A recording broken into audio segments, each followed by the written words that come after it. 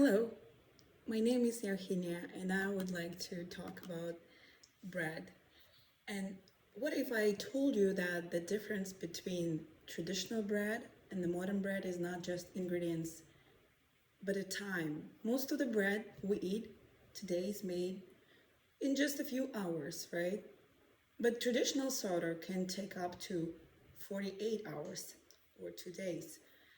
And that difference matters because it shows how modern food production has changed not just what we eat, but how food is made. Sourdough bread is a traditional food practice. Those long fermentation process makes it scientifically and culturally different from modern industrial bread.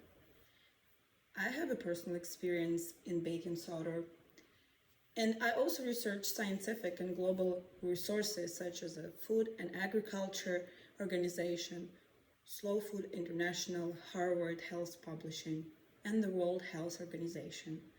And today, I will explain what sourdough is and what happens during fermentation, and also why it has become relevant again today. So sourdough is more than just a bread, right? It is a method that has been passed down the thousands of years. Instead of using commercial yeast, sourdough relies on wild yeast and beneficial bacteria that exist naturally in the environment. According to the Food and Agriculture Organization, traditional food systems rely on natural biological processes and local knowledge rather than industrial methods. And that means that sourdough is not controlled by factories, that is shared across culture and generation. Sourdough is made one of the oldest forms of living bread and helped preserve microbial diversity.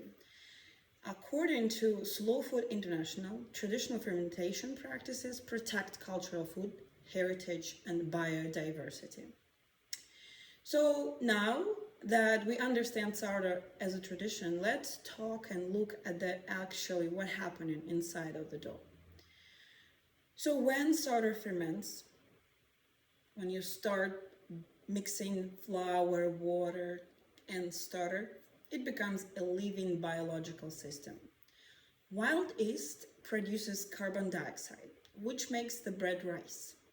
Wild bacteria produce acids that change the structure of the dough. And according to research published in the food microbiology journals, these acids directly affect the texture and structure of bread.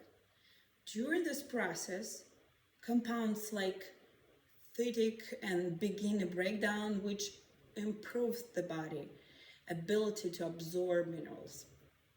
According to Harvard Health Publishing, long fermentation may also reduce substances that interface with digestion and nutrient absorption. So here's the key difference. Industrial bread is made in about 2 or 3 hours, and sourdough can take 12 to 48 hours. That extra time allows chemical and biological changes that simply cannot happen in a fast production. So why does the scientific differences matter in today's world? Well, sourdough has become popular again because people are questioning modern industrial food system. And many people are more aware of highly processed foods and want to understand what they are eating, right? So according to the World Health Organization and global health concerns are increasingly linked to diets high in processed foods. As a result, people are turning towards more traditional methods like sourdough. So sourdough also connects to sustainability and local food production. For example, during COVID-19, many people began baking sourdough at home as a way to reconnect with a slower and more meaningful routine. According to Slow Food International, consumers are increasingly drawn to food practices that emphasize tradition, sustainability, and community. So, to sum it all up, I would say starter is not simply a brand, it's a science, it's a history, and a culture combined. We explored starter as a traditional practice. We examined the science behind fermentation, and also we discussed in its role in the modern food systems.